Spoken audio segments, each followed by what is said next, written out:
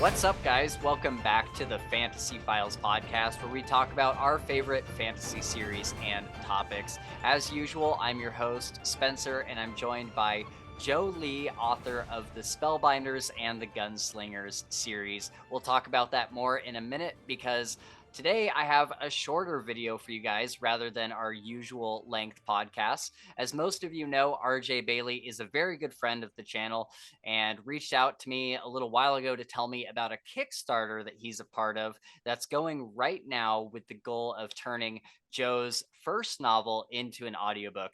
So I thought I would make a bit of a promo video for you guys so that you can see what it's all about, get to know Joe and find out more about the books. And yeah, hopefully we can get this Kickstarter funded. The link for it is down below in the description. And by the time you're seeing this video, there's probably about 11 or 12 days left on it. So if you want to support an indie author and, of course, a world-class narrator, please go check that out. With that said, let's introduce our guest. Joe, thanks for joining me today. I'm glad we got to sit down for a little bit and kind of chat about your upcoming book. Yeah, thanks for having me, Spencer. Glad to be here. My name's Joe Lee. As Spencer said, I'm the author of the Spellbinders and the Gunslingers trilogy.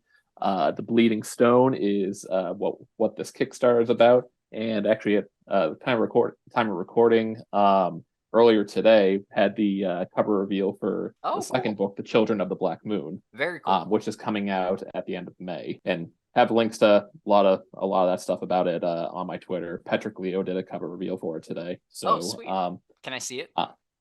Oh yeah. Yeah. So this is it right here. Another fantastic job by Felix Ortiz and Sean King. Oh shoot! Okay, cool. I am thrilled to be able to work with them on these books. So I'm Bleeding Stone and Children of the Black Moon, Spellbinders. It's a historical fantasy trilogy, kind of a deconstruction of the concept of history being written by the victor. And so it's kind of framed as a narrative where you know the history of a victor, but then where the main narrative is presented as like the actual truth of the narrative. It's set during a war of conquest by foreign invaders from across the ocean, but it's told from the perspective of the indigenous peoples who live there. So you're getting that perspective, which you don't normally get in most fantasy.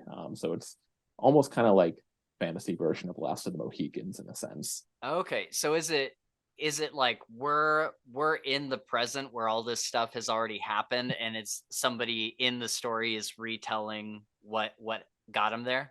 Not quite. It's more so just like loose spoilers for like the prologue of the first book. You'll learn this in like the first 20 minutes. But you're kind of presented as 40 years past the main narrative. You know that these invaders won. They were successful in their war of conquest. Created a new nation. The history of this nation is just depicting the indigenous peoples as savages and kind of like the same narrative that's kind of played up in the U.S. with Americans. And there's a lecture going on at the university in this nation that's being given by the founder of of this new nation. And there's one student who's basically giving dissenting views of what's actually written in the history books, like knowing that there were there was an entire culture that was just kind of wiped from the history books. And after that point, the main narrative is pulled back to where it all started. Yes, yeah, and that's where the story picks up from there. It's kind of like depicting like the waning days of that war of conquest. Okay. So with a series name like the Spellbinders and the Gunslingers, I have to imagine there's some heavy fantasy elements. Do we have a magic system and stuff? Yeah, so the magic system is based on basically there are three animal gods who are revered by the indigenous tribes, and each god it's a bear, a wolf, and an owl, and they basically grant boons attributed to like some sort of faculty that they are representative of. So the bear grants boons pertaining to strength, Right. Okay. the wolf boons pertaining to hunting, and the owl pertaining to wisdom. And a lot of the magic is based off of that, like basically like 5 different subsets of boons that each god can grant. So Okay, cool. like some people can have like enhanced strength or like enhanced healing. Others may have incredible memory or like encyclopedic knowledge, basically. So then is this set in kind of like a flintlock era with Yeah, the so gunslingers? so the invaders have like they've kind of had an industrial revolution in their homeland that Okay. is kind of being brought to this island nation. So they're like flintlock pistols and rifles. There's some degree of industry. Like you can see on the cover art for the Bleeding Stone, you can see kind of like smokestacks Yeah, and yeah. stuff right here. So like colonial America Right. with like European Industrial Revolution Got it. together. Okay, cool. Are we gonna see any like fantasy races or anything? Or is No, it all human? it's all human races, and then beyond just like the gods that are, based off of real animals. That's the extent of it. Cool. When did the first book come out? It came out in December. Oh wow. So It's a quick yeah, so it's turnaround. been about, I don't know, 3-4 months, however long ago December was. Okay. So were you I'm just curious now when the first book came out, had you already been writing the second book for a while, or was Yeah, that just so really fast writing? I wrote The Bleeding Stone like many people did. I wrote it in 2020 when I wasn't going Oh, anywhere. And I was actually originally trying to get it traditionally published. Reached out to agents, reached out to, and then just like with the intent of like landing a publishing deal. It didn't work out, and then I kind of just sat on it for a year, and then tried to write stuff that was more palatable to agents and kind of going from there. But nothing ever really stuck. okay. And then I just kind of went back to this, thinking, what, I really liked what I wrote here. Yeah. Should I just self-publish? And then that kind of got the ball rolling. Linked up with an editor, linked up with Felix and Sean for the cover art and design. And while that whole process was going on throughout 2022, I was writing the second book. So I finished writing that last fall. Still sat on it for a while, but then linked up with the usual suspects, and Yeah. the third book is not going to have the same quick turnaround. Sure. I'm still very much in the process. I'm only about like 25,000 words into that right now. Okay. But that's going to be early 2024. Nice. Does the third book wrap up the series, or is it a longer series? Yep, it's just a trilogy. So there's Nice. 3 books. There's also, I do have a prequel novella out as well called Pale Night Red Fields, which is set about 400 years prior to The Bleeding Stone.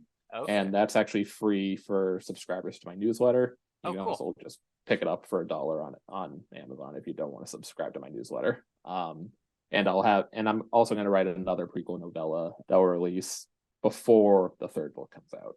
Okay, cool. So RJ Bayley is your narrator for this Kickstarter. What made you want to choose him, or how'd you link up with him? So it was actually kind of funny because RJ emailed me and I had no idea who he was. Okay. I'll be honest. Yeah. I don't listen to a lot of audiobooks. Really, like the only names I knew were Michael Kramer and Kate Redding, and that's just Okay.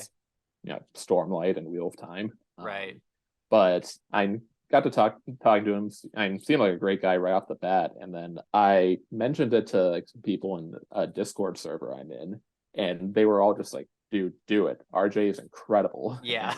And RJ's email to me, he just like already recorded this like a 5-minute sample of just narrating the first chapter. So I listened to it. It's like, holy shit, this guy's incredible. Yeah.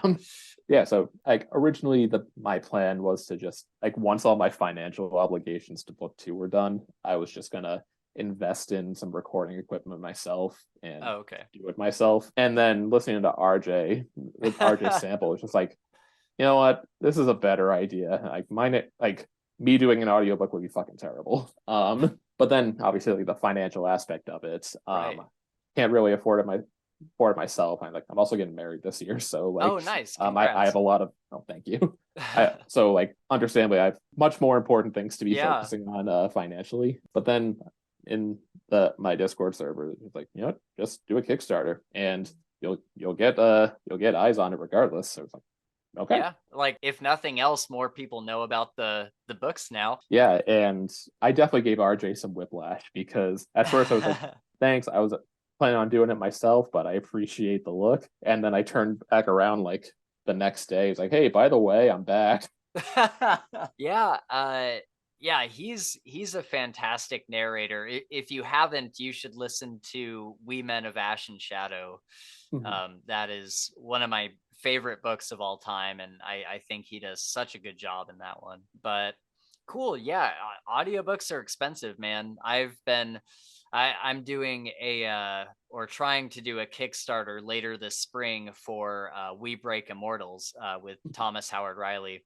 And he doesn't have like a narrator picked out or anything, but we're hoping to kind of make a Kickstarter and get an audiobook funded. And so yeah, through that process, I've been learning more and more about like audiobook production and just like how much goes into all these things. And it is not cheap. It No, is not not at cheap at all. all. Yeah, not cheap on the author, and then just like for the narrator as well. Yeah, it's a Just lot like of time. yeah, and RJ was telling me, and I actually watched a bit of his most recent video with you guys. Oh, nice. He made the same comment. It's like basically 1 hour of audiobook narration is like 6 hours of work. Yes. So Yeah. Isn't that wild? yeah, I can understand why, but at the same Right. time, it's like it's a huge time investment for the narrator as well. So Right. All right. Well, do you want to take a look at your Kickstarter with me yeah, of course. and talk about some of these tiers? And at the time of recording, I think we have 13 days or 14 days, one of the I two. think it's 13. Okay. And that Yeah. is on today's March 23rd. So I'm sure when I put this video out, I'll put like an edited thing somewhere up here on my face that just says like how many days we got left in it. But yeah, so $12, we have an early release ebook edition for the Children of the Black Moon, book 2 of the Spellbinders and Gunslingers, plus your name in the acknowledgments for Children of the Black Moon. Yep, Cool. that's the one that's coming out in May. So the early release ebook probably be like the beginning of May, so you get it about like 3 weeks before everybody else. Okay, cool. And then at the $20 rank, we have a signed paperback copy of The Bleeding Stone, and that's for US residents.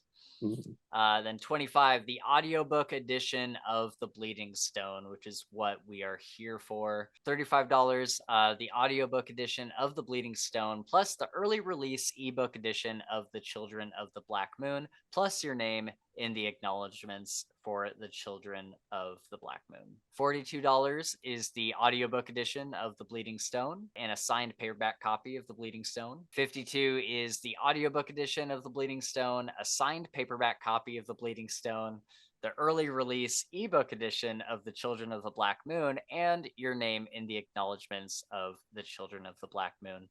And did I see somewhere, I think the first book is Kindle exclusive right now, right? So at the time the Kickstarter launched, it was Kindle exclusive. It's not anymore. Okay. So I actually put this in an update post a couple days ago. I'm actually going to give the ebook edition of The Bleeding Stone to all backers. Cool. So if you back it, you can get 2 ebooks out of this. Awesome. If you just do like the $12. Cool. But like I was in contact with Amazon about it, just be like, hey, so I know like the exclusivity agreement with Kindle Unlimited, I can't give it away, but by the time this campaign ends, I'm not going to be in Kindle Unlimited yet anymore. So can I just still offer it? And there's like, no, you can't. Oh wow. Okay, well, fuck off. I'll show you guys. I'll add it like after, like because like it just left Kindle Unlimited like last weekend. So okay. And I only went into it at the time because I was like a month after it released, I wanted to give it away for free, so Oh yeah. gave away like 1,000 copies. Yeah. Yeah, Amazon is weird with their just like restrictions on that kind of stuff. And this is probably a whole nother conversation, but I'm really hoping that sometime in the future there's some better alternatives to like Audible and Amazon and stuff. For the podcast, we primarily use Audible just because it makes so much sense, like financially for us, because we read like 6 books a month. Mhm. And so, yeah, it's kind of hard. It's like, man, I really wish there was something else that like supported authors better. But as of right now, it seems like there's really not. I don't know. Yeah, and with like a couple months ago when Sanderson made his Yeah, he like made a his big year-end stand. post about like not putting like the secret projects on Kindle Yeah, on Audible. Audible, I should say. Yeah. And, like we'll see like what if any changes come of that, but who knows? Yeah. Yeah, I'm hoping that eventually people just kind of get fed up with it and there's just like a big, a lot of authors like pulling away from Audible. But at the same time, it's like there has to be like a viable alternative. Like in Mhm. order for them to do that, there has to be somewhere else to go that is both good for readers and for authors. Because you do have Spotify with their audiobooks that they have there now, Mhm. but it's still like Spotify is expensive for the reader. Like with Audible, Mhm. you can get 3 credits for $35. So you're Yeah. basically paying 11 something a book. And like that's like the best deal for the reader. So another service has to come up that, is good for both, I think, which is hard. It's probably really difficult. Yeah, and then same with just like on the author side, because I mean, where like for ebook sales, most of that comes from Kindle anyway. So, Hmm. and with Kindle Unlimited, like some authors just make a shitload just from Hmm. Kindle Unlimited. I remember seeing something like Ryan Cahill saying that he made like 75% of his revenue from Kindle Unlimited, Isn't that which wild?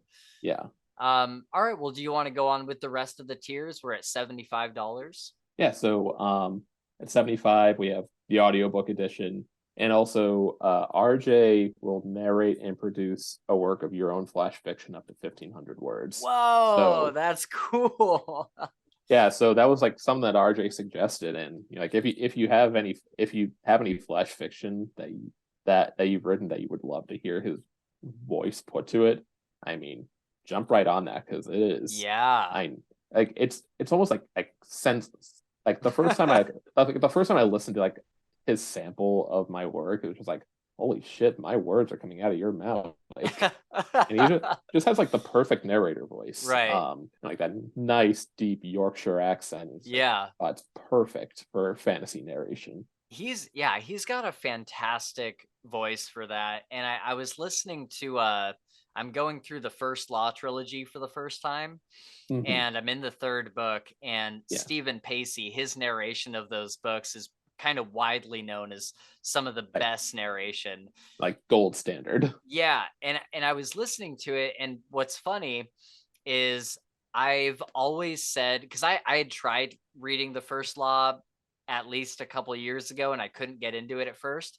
And Hmm. then I listened to We Men of Ash and Shadow, and that was what I was hoping that First Law would be. And so the two are kind of like linked in my mind. And so now that I'm in the third book, I'm listening to Stephen Pacey do his narration. I'm like, this is actually like RJ sounds like this. Like RJ Hmm. Bayley like sounds like Stephen Pacey, and like all the different voices and just his like tone and his cadence. It's all very similar. And then on top of that, First Law is very similar to We Men of Ash and Shadow. And I was just like, man, RJ Bayley is so good. Hmm. Yeah, seriously though, I feel bad that I didn't know who he was until like a month and a half ago, but Mhm. like at the same time, like I'm glad I know him now.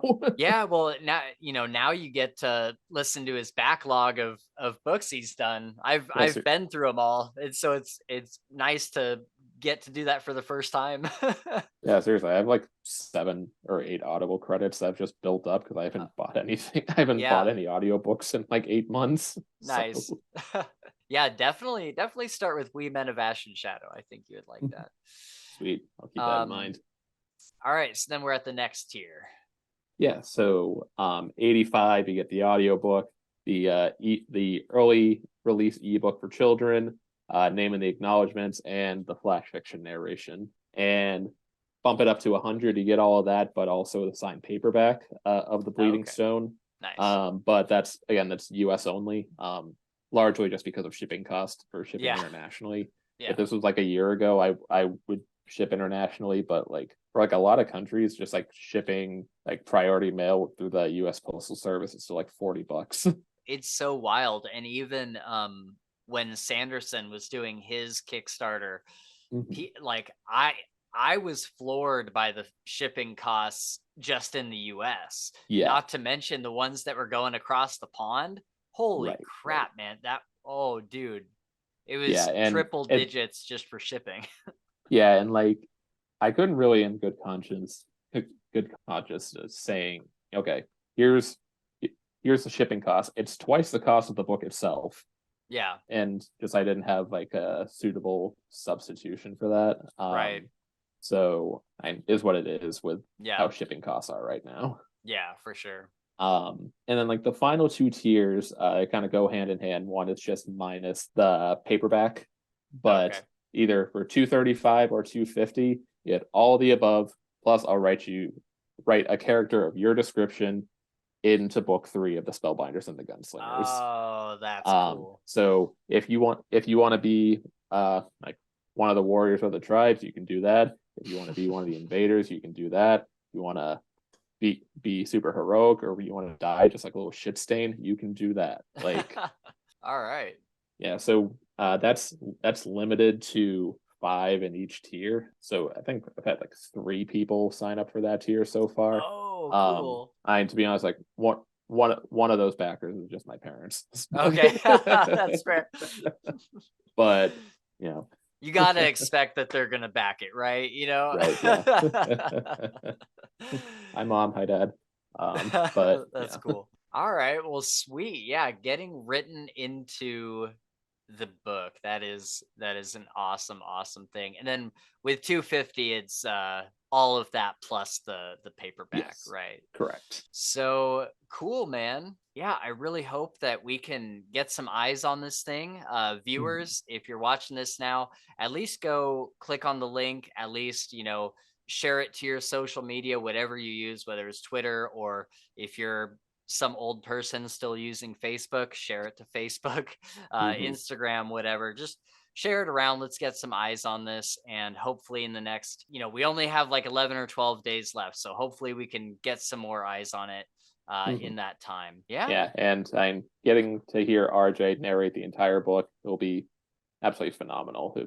By his estimation, it'll be like a 15-hour audiobook. So you'll have plenty of time to just like listen to his nice sultry voice, just do variety of voices and do lots of fun action and all that stuff. So cool. It should be a good time. Cool, man. Well, thanks for hopping on with me. I wish you the best of luck. Thank you very much. I'll certainly be backing the Kickstarter. And we'll check in with you in a few days and kind of see how it's going. All right. Thanks, Spencer. I really appreciate it. Yeah. All right. Well, that is going to wrap us up there, guys. Remember to check out the Kickstarter link in the description, and please help support the Kickstarter project if you can. I'll have links to Joe's website, and I put Instagram here in the notes for some reason. I don't know why I did that. Well, I am on Instagram too. Oh, are you? So, okay. Yeah. Well, all right. I'll have links to Joe's website, Instagram, and Twitter if you'd like to follow him there as well. As always, our Discord and Twitter are linked below if you'd like to reach out to us, and subscribing is always a plus. Thanks for watching, and we'll see you on the next episode of the Fantasy Files podcast.